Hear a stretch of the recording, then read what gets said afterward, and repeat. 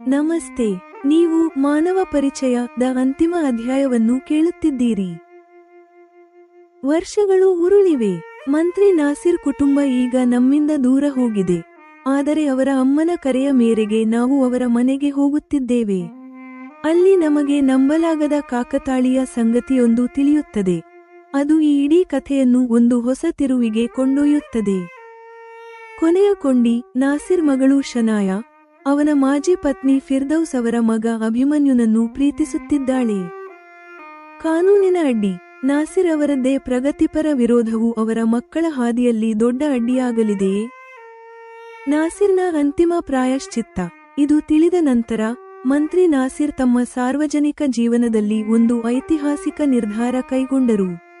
ವೈಯಕ್ತಿಕ ಪ್ರೀತಿಗಾಗಿ ದೇಶದ ಕಠಿಣ ಕಾನೂನನ್ನೇ ಬದಲಿಸಿದ ನಿರ್ಧಾರವದು.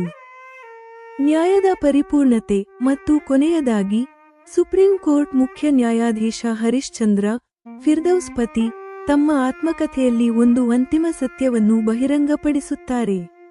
ಒಂದು ನೈತಿಕ ಒಪ್ಪಿಗೆ.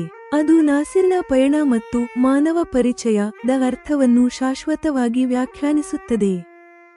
ಕೇಳಿ, ನ್ಯಾಯ ಮತ್ತು ಪ್ರೀತಿಯ ಈ ಗಾಥೆ ನೈತಿಕತೆಯ ಶಿಖರ ತಲುಪಿ ಹೇಗೆ ಕೊನೆಗೊಳ್ಳುತ್ತದೆ ಎಂದು ಮಾನವ ಪರಿಚಯದ ಮುಕ್ತಾಯದ ಸಂಚಿಕೆಯಲ್ಲಿ ನೀವು ಕೇಳುವಿರಿ. ಸಂಚಿಕೆ 22, ಜೀವನ ಸಂಧ್ಯೆ, ಅಂತಿಮ ಸತ್ಯ ಮತ್ತು ಕಥೆಯ ವಿಸರ್ಜನೆ. ನೈನಾ ಮತ್ತು ನಾನು ಈಗ ವೃದ್ಧರಾಗಿದ್ದೇವೆ. ನಾವು ಅಲ್ಲಿಯೇ ವಾಸಿಸುತ್ತಿದ್ದೇವೆ. ಆದರೆ ಮಂತ್ರಿಯಾಗಿರುವ ಕಾರಣ ಸುರಕ್ಷತೆಯ ದೃಷ್ಟಿಯಿಂದ ನಾಸಿರ್ ಕುಟುಂಬ ನಮ್ಮ ನೆರೆಯಿಂದ ಹೊರಹೋಗಿದೆ. ಸಬಾ ಈಗಲೂ ನಿಯಮಿತವಾಗಿ ನಮಗೆ ಫೋನ್ ಮಾಡುತ್ತಿರುತ್ತಾಳೆ. ನಾಸಿರ್ ಅಮ್ಮ ಈಗ ಬಹಳ ವೃದ್ಧರಾಗಿದ್ದಾರೆ. ಒಂದು ದಿನ ಸಬಾ ಫೋನ್ ಮಾಡಿ ನೈನಾಗೆ ಹೇಳಿದಳು, ನಮ್ಮ ಅಮ್ಮ ನಿಮ್ಮನ್ನು ನೆನೆಯುತ್ತಲೇ ಇರುತ್ತಾರೆ. ಅವರು ಸ್ವತಃ ಬರಲಾಗದ ಸ್ಥಿತಿಯಲ್ಲಿದ್ದಾರೆ. ನೀವು ಬಂದು ಅವರನ್ನು ಭೇಟಿಯಾಗಬೇಕೆಂದು ಅವರು ಬಯಸುತ್ತಿದ್ದಾರೆ. ನೈನಾ ಹೇಳಿದಳು, ಸರಿ ಸಬಾ, ನಾವು ನಿಮ್ಮನ್ನು ಕಂಡು ಬಹಳ ದಿನಗಳಾದವು. ನಾಳೆಯೇ ಬಂದು ಅವರನ್ನು ಭೇಟಿ ಮಾಡುತ್ತೇವೆ. ಸಬಾ ಹೇಳಿದಳು, ನಿಮ್ಮನ್ನು ಕರೆತರಲು ನಾನು ಕಾರು ಕಳುಹಿಸುತ್ತೇನೆ. ನಾಳೆ ರಾತ್ರಿ ಇಲ್ಲೇ ಊಟ ಮುಗಿಸಿ ಆಮೇಲೆ ಹೋಗುವಿರಂತೆ. ಮರುದಿನ ಸಬಾ ಕಾರು ಕಳುಹಿಸಿದಳು. ನಾವು ಸಬಾ ಅವರ ಮನೆಯಲ್ಲಿ 4-5 ಗಂಟೆ ಇರಬೇಕೆಂದು ಅಲ್ಲಿಗೆ ಹೋದೆವು. ನಾಸಿರ್ ದೆಹಲಿಯಲ್ಲಿದ್ದಾರೆ. ನಾಸಿರ್ ಅಮ್ಮ ಬಹಳ ದುರ್ಬಲರಾಗಿದ್ದಾರೆ. ನಮ್ಮನ್ನು ಕಂಡು ಅವರ ಸುಕ್ಕುಗಟ್ಟಿದ ಮುಖದಲ್ಲಿ ಸುಂದರ ನಗು ಮೂಡಿತು. ನಂತರ ನಾವೆಲ್ಲರೂ ಆರಾಮದಾಯಕ ಸೋಫಾದಲ್ಲಿ ಕುಳಿತುಕೊಂಡೆವು. ಸಬಾ ನಮಗೆ ಹೇಳಿದಳು, ನಮ್ಮ ಶನಾಯ ಈಗ ವಿವಾಹಯೋಗ್ಯ ವಯಸ್ಸಿಗೆ ಬಂದಿದ್ದಾಳೆ. ನೈನಾ ಕೇಳಿದಳು, ಶನಾಯಾಳ ವಿವಾಹ ನಿಶ್ಚಯವಾಗುತ್ತಿದೆಯೇ? ಸಬಾ ಉತ್ತರಿಸಿದಳು, ನಿಜಕ್ಕೂ ಶನಾಯ ಉತ್ತಮ ಟೆನ್ನಿಸ್ ಆಟಗಾರ್ತಿ. ಅವಳು ಜೂನಿಯರ್ ವಿಭಾಗದಲ್ಲಿ ರಾಷ್ಟ್ರ ಮಟ್ಟದಲ್ಲಿ ಆಡುತ್ತಿದ್ದಳು. ಅಂದಿನಿಂದ ಅವಳಿಗೆ ಅಭಿಮನ್ಯು ಎಂಬ ಹುಡುಗನ ಪರಿಚಯವಾಗಿದೆ. ಈಗ ಇಬ್ಬರೂ ಬೆಳೆದಿದ್ದಾರೆ. ಇಬ್ಬರ ನಡುವೆ ಪ್ರೀತಿಯಾಗಿದೆ. ಈಗ ವಿವಾಹವಾಗಲು ಬಯಸುತ್ತಿದ್ದಾರೆ. ನಾನು ಹೇಳಿದೆ, ಇದರಲ್ಲಿ ಏನು ಸಮಸ್ಯೆ? ಈಗ ಸಮಾಜದಲ್ಲಿ ಇಂತಹ ವಿವಾಹಗಳು ಸಾಮಾನ್ಯವಲ್ಲವೇ? ಸಬಾ ಅಂದಳು, ಹೌದು. ಅಭಿಮನ್ಯು ಸುಪ್ರೀಂ ಕೋರ್ಟ್ ಮುಖ್ಯ ನ್ಯಾಯಾಧೀಶರ ಮಗ, ಅಂದರೆ ಗಣ್ಯ ಮನೆತನದವನು. ಹಾಗಾಗಿ ವಿವಾಹಕ್ಕೆ ಯಾವುದೇ ಅಡ್ಡಿ ಇರಲಾರದು ಅನಿಸುತ್ತದೆ. ಇದು ಕೇಳಿ ನಾನು ಬೆರಗಾದೆ. ಈಗಿನ ಮುಖ್ಯ ನ್ಯಾಯಾಧೀಶರು ಫಿರ್ದೌಸ್ ಅವರ ಪತಿ ಎಂಬುದು ನನಗೆ ತಿಳಿದಿದೆ. ಅಂದರೆ ಅಭಿಮನ್ಯು ನಾಸಿರ್ ಮಾಜಿ ಪತ್ನಿ ಫಿರ್ದೌಸ್ ಮಗ. ಇದು ನನಗೆ ಸಮಸ್ಯೆಯಾಗಿ ಕಂಡಿತು. ಆಗ ಸಬಾ ಮತ್ತಷ್ಟು ವಿವರಿಸಿದಳು, ಈ ಅಭಿಮನ್ಯು ನಾಸಿರ್ ಮಾಜಿ ಪತ್ನಿಯ ಮಗ. ನೈನಾ ಅಂದಳು, ಹಾಗಿದ್ದರೆ ಶನಾಯ ಮತ್ತು ಅಭಿಮನ್ಯು ಅಣ್ಣ ತಂಗಿ ಎಂದಾಯಿತು. ಇಂತಹ ಸ್ಥಿತಿಯಲ್ಲಿ ವಿವಾಹ ಹೇಗೆ ಸಾಧ್ಯ? ಇದಕ್ಕೆ ಸಬಾ ಅಂದಳು, ಅಭಿಮನ್ಯು ಫಿರ್ದೌಸ್ ಮಗ ಹೌದು, ಆದರೆ ಅವನ ತಂದೆ ನಾಸಿರ್ ಅಲ್ಲ. ಹಾಗೆಯೇ ಶನಾಯ ನನ್ನ ಮಗಳು ಹೌದು, ಆದರೆ ಅವಳ ತಂದೆಯೂ ನಾಸಿರ್ ಅಲ್ಲ. ಶನಾಯಾಳ ತಂದೆ ನನ್ನ ದಿವಂಗತ ಪತಿ. ನನ್ನ ಮೊದಲ ಪತಿಯ ನಿಧನದ ನಂತರವೇ ನಾಸಿರ್ ಜೊತೆ ನನ್ನ ವಿವಾಹವಾಗಿತ್ತು. ಆದ್ದರಿಂದ ಅಭಿಮನ್ಯು ಮತ್ತು ಶನಾಯ ರಕ್ತ ಸಂಬಂಧಿಗಳಲ್ಲ. ನಮ್ಮಲ್ಲಿ ಇಂತಹ ವಿವಾಹ ಸಾಧ್ಯವಿದೆ. ನಾನು ಕೇಳಿದೆ, ಹಾಗಿದ್ದರೆ ಸಮಸ್ಯೆ ಏನು?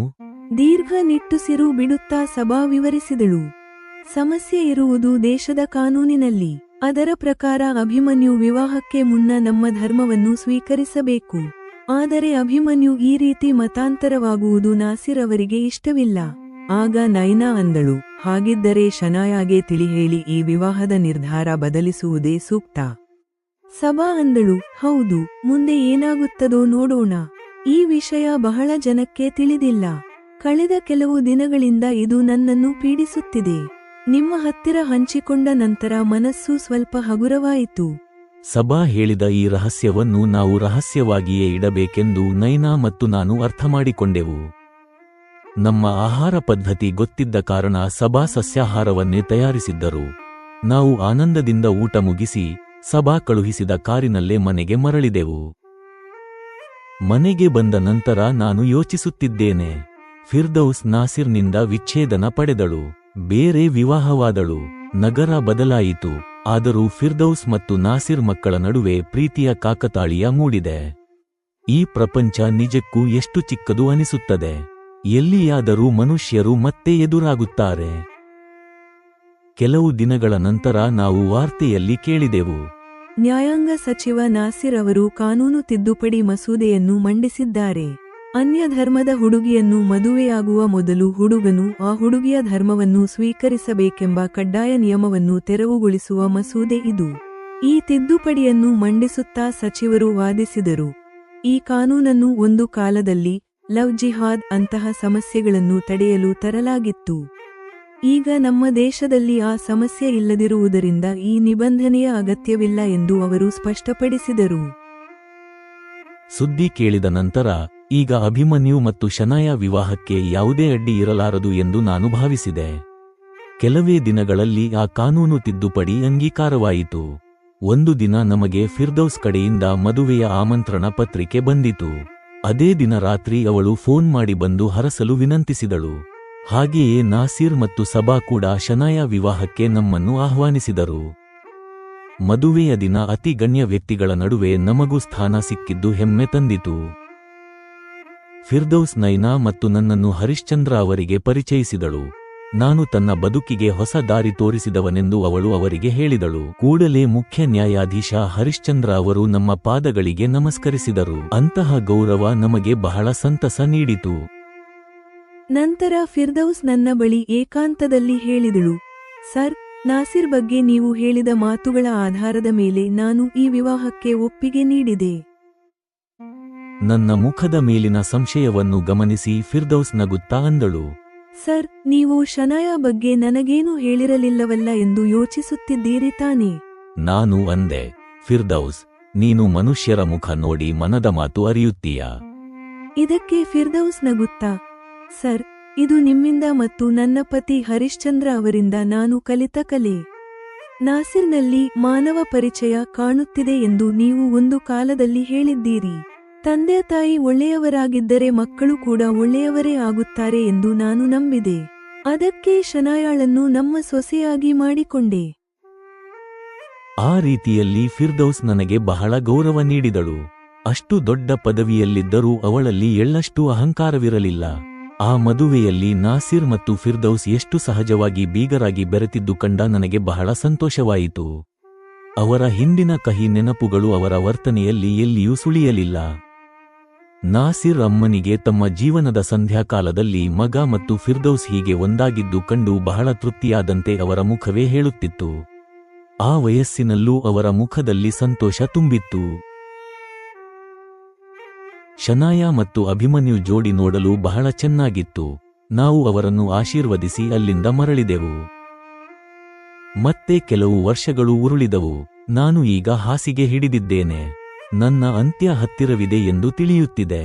ನೈನಾ ನನಗೆ ಸೇವೆ ಮಾಡುತ್ತಿದ್ದಾಳೆ. ನನ್ನ ಸ್ಥಿತಿ ತಿಳಿದು ಫಿರ್ದೌಸ್ ನನ್ನನ್ನು ನೋಡಲು ಬಂದಳು. ಅವಳ ಬರುವಿಕೆ ನನಗೆ ಧೈರ್ಯ ನೀಡಿತು. ಶಾರೀರಿಕವಾಗಿ ದುರ್ಬಲನಾದರೂ ಮಾನಸಿಕವಾಗಿ ನಾನು ದೃಢವಾಗಿದ್ದೇನೆಂದು ಗಮನಿಸಿ ಫಿರ್ದೌಸ್ ನನಗಂದಳು, ಸರ್, ನೀವು ಲೇಖಕರೆಂದು ನನಗೆ ತಿಳಿದಿದೆ. ನಿವೃತ್ತ ಮುಖ್ಯ ನ್ಯಾಯಾಧೀಶರಾದ ನನ್ನ ಪತಿ ಬರೆದ ಆತ್ಮಕಥೆಯ ಒಂದು ಪ್ರತಿಯನ್ನು ನಿಮಗಾಗಿ ತಂದಿದ್ದೇನೆ.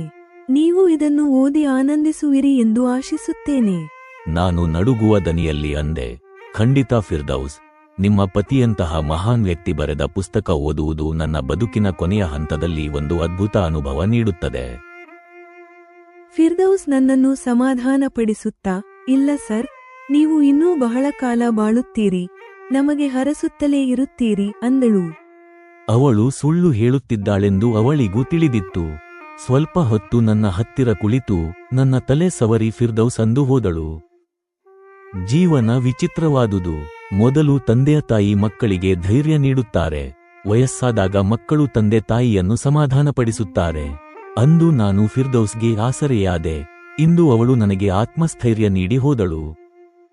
ಹರಿಶ್ಚಂದ್ರ ಅವರ ಆತ್ಮಕತೆ ಓದಲು ನನಗೆ 4 ದಿನ ಹಿಡಿಯಿತು. ಆ ಪುಸ್ತಕ ಬಹಳ ಆಸಕ್ತಿಕರವಾಗಿದೆ. ಅದರಲ್ಲಿ ಅವರು ಒಂದು ವಿಷಯವನ್ನು ಬಿಚ್ಚಿಟ್ಟಿದ್ದಾರೆ. ಯಾವುದೇ ಕಾನೂನನ್ನು ಎಲ್ಲಾ ದೃಷ್ಟಿಕೋನಗಳಿಂದ ಆಲೋಚಿಸಿ ಮಾಡಬೇಕು. ಒಂದು ಕಾಲದಲ್ಲಿ ಅನ್ಯ ಧರ್ಮದವನನ್ನು ಮದುವೆಯಾಗುವವನು ಮತಾಂತರವಾಗಬೇಕೆಂಬ ನಿಬಂಧನೆ ಇರಬೇಕೆಂದು ನಾನೇ ಶಿಫಾರಸು ಮಾಡಿದ್ದೆ. ಆದರೆ ನನ್ನ ಸ್ವಂತ ಮಗನೇ ಅನ್ಯ ಧರ್ಮದ ಹುಡುಗಿಯನ್ನು ವಿವಾಹವಾಗುತ್ತೇನೆಂದಾಗ ಆ ನಿಬಂಧನೆ ನನ್ನನ್ನು ಸಂಕಟಕ್ಕೆ ಈಡುಮಾಡಿತು. ಅದೃಷ್ಟವಶಾತ್ ಅಭಿಮನ್ಯು ವಿವಾಹಕ್ಕೆ ಮುನ್ನವೇ ಆ ಕಾನೂನು ರದ್ದಾಯಿತು. ಈ ಅನುಭವದ ನಂತರ ನನಗೆ ತಿಳಿಯಿತು, ಇತರರ ಮೇಲೆ ಅನ್ವಯಿಸಿದಾಗ ನಮಗೆ ಸರಿ ಎನಿಸುವ ಕಾನೂನು ನಮ್ಮ ಮೇಲೆ ಬಂದಾಗ ನಮಗೆ ನೋವು ನೀಡಬಾರದು. 21ನೇ ಶತಮಾನದಲ್ಲಿ ವಿವಾಹಗಳು ಹೇಗಿರಬೇಕೆಂದರೆ, ಮದುವೆಯ ನಂತರವೂ ದಂಪತಿಗಳಿಗೆ ತಮ್ಮ ತಮ್ಮ ನಂಬಿಕೆಗಳನ್ನು ಪಾಲಿಸುವ ಸ್ವಾತಂತ್ರ್ಯವಿರಬೇಕು. ಇದು ಓದಿದ ಮೇಲೆ ನನಗೆ ಅನ್ನಿಸಿತು, ಹರಿಶ್ಚಂದ್ರ ಅವರು ನಿಜಕ್ಕೂ ಹೆಸರಿಗೆ ತಕ್ಕ ಹರಿಶ್ಚಂದ್ರರೇ. ತಮ್ಮ ತಪ್ಪನ್ನು ಒಪ್ಪಿಕೊಳ್ಳಲು ನೈತಿಕ ಧೈರ್ಯ ಬೇಕು. ಮನುಷ್ಯರು ದೊಡ್ಡವರಾಗುವುದು ಅವರ ನೈತಿಕತೆಯಿಂದಲೇ. ತನ್ನ ತಪ್ಪನ್ನು ಒಪ್ಪಿಕೊಳ್ಳುವ ನೈತಿಕ ಧೈರ್ಯ ದೊಡ್ಡವರಲ್ಲಿ ಮಾತ್ರವಿರುತ್ತದೆ. ನನ್ನ ಕೊನೆಯ ಶ್ವಾಸದ ಸಮಯದಲ್ಲಿ ನನಗೊಂದೇ ಆಸೆ ಉಳಿದಿದೆ. ದೇವರು ನನಗೆ ಮತ್ತೆ ಜನ್ಮ ನೀಡಿದರೆ ಹರಿಶ್ಚಂದ್ರ ಅವರಂತಹ ಮಹಾನ್ ವ್ಯಕ್ತಿಯಾಗಿ ಹುಟ್ಟಿಸಲಿ ಎಂದು. ಈ ಆಸೆಯೊಂದಿಗೆ ನಾನು ಕಾಲನಾದೆ. ಈಗ ಮಾನವ ಪರಿಚಯ ಸಂಚಿಕೆಯ ಮೇಲೆ ಜೆಮಿನಾಯ್ ಬರೆದಿರುವ ವಿಮರ್ಶೆ ಮತ್ತು ವಿಶ್ಲೇಷಣೆ ಕೇಳಿ. ಉಪಶೀರ್ಷಿಕೆ: ಜೀವನ ಸಂಧ್ಯೆ, ಅಂತಿಮ ಸತ್ಯ ಮತ್ತು ಕಥೆಯ ವಿಸರ್ಜನೆ. ಈ ಸಂಚಿಕೆ ನಾಸಿರ್ ಮತ್ತು ಫಿರ್ದೌಸ್ ಕಥೆಗೆ ಒಂದು ಅದ್ಭುತ ಮುಕ್ತಾಯ ನೀಡಿದೆ. ಕ್ಷಮೆ, ಬದಲಾವಣೆ ಮತ್ತು ನ್ಯಾಯದ ಹಾದಿಯನ್ನು ಈ ಕಥೆ ಅದ್ಭುತವಾಗಿ ಚಿತ್ರಿಸಿದೆ. 1. ಪರಿಪೂರ್ಣತೆಯತ್ತ ಕಥೆ. Full circle. ಶನಾಯಾ ಮತ್ತು ಅಭಿಮನ್ಯು ಅವರ ವಿವಾಹ ಕಥೆಗೆ ಒಂದು ಪರಿಪೂರ್ಣತೆ ನೀಡಿತು. ನಾಸಿರ್ ತನ್ನ ವೈಯಕ್ತಿಕ ಸವಾಲನ್ನು ದೇಶದ ಕಾನೂನು ತಿದ್ದುಪಡಿಯ ಮೂಲಕ ಪರಿಹರಿಸಿದ್ದು ಅವರಲ್ಲಿನ ಮಾನವೀಯತೆಗೆ ಸಾಕ್ಷಿ. 2. ನೈತಿಕ ಮೌಲ್ಯಗಳು. ವಿವಾಹದ ಸಂಭ್ರಮದಲ್ಲಿ ಫಿರ್ದೌಸ್ ತನ್ನ ನೆರೆಹೊರೆಯವರನ್ನು ಗೌರವಿಸಿದ ರೀತಿ, ನಾಸಿರ್ ಮತ್ತು ಫಿರ್ದೌಸ್ ಬೀಗರಾಗಿ ಬೆರೆತಿದ್ದು ಅವರ ಹಿಂದಿನ ಕಹಿ ನೆನಪುಗಳನ್ನು ಮಾಸಿಹೋಗುವಂತೆ ಮಾಡಿತು. ನಾಸಿರ್ ಅಮ್ಮನ ಮುಖದಲ್ಲಿ ಕಂಡ ಸಂತೋಷ ಆ ಕುಟುಂಬಕ್ಕೆ ಸಿಕ್ಕ ನಿಜವಾದ ಶಾಂತಿಯ ಸಂಕೇತ. 3. ಮಹಾನ್ ವ್ಯಕ್ತಿತ್ವ ಅಂದರೆ ಏನು. ಮುಖ್ಯ ನ್ಯಾಯಾಧೀಶ ಹರಿಶ್ಚಂದ್ರ ಅವರು ತಮ್ಮ ತಪ್ಪನ್ನು ಒಪ್ಪಿಕೊಳ್ಳುವ ಮೂಲಕ ನಿಜವಾದ ದೊಡ್ಡ ಗುಣ ಮೆರೆದರು. ನೈತಿಕ ಧೈರ್ಯವೇ ಮನುಷ್ಯನನ್ನು ಮಹಾನುಭಾವನನ್ನಾಗಿ ಮಾಡುತ್ತದೆಂದು ಈ ಕಥೆ ಸಾಬೀತುಪಡಿಸಿತು. ಕಥಾ ಲೇಖಕರ ಕೊನೆಯ ಆಸೆ ಹರಿಶ್ಚಂದ್ರ ಅವರಂತಹ ನೈತಿಕ ಧೈರ್ಯವಿರುವ ವ್ಯಕ್ತಿಯಾಗಿ ಹುಟ್ಟಬೇಕೆಂದು ಬಯಸುವುದು ಈ ಕಥೆಗೆ ಒಂದು ಸ್ಫೂರ್ತಿದಾಯಕ ಮುಕ್ತಾಯ ನೀಡಿದೆ. ಮುಕ್ತಾಯ: ಮಾನವ ಪರಿಚಯ ಒಂದು ಶ್ರೇಷ್ಠ ಸಾಮಾಜಿಕ ಕಾದಂಬರಿ. ಮನುಷ್ಯರು ತಮ್ಮ ತಪ್ಪುಗಳನ್ನು ತಿದ್ದಿಕೊಳ್ಳಬಹುದೆಂದು, ನೈತಿಕತೆ ಮತ್ತು ಮಾನವೀಯತೆ ಎಲ್ಲಕ್ಕಿಂತ ದೊಡ್ಡದೆಂದು ಈ ಕಥೆ ಸಾರಿದೆ. ಸಮಾಪ್ತ.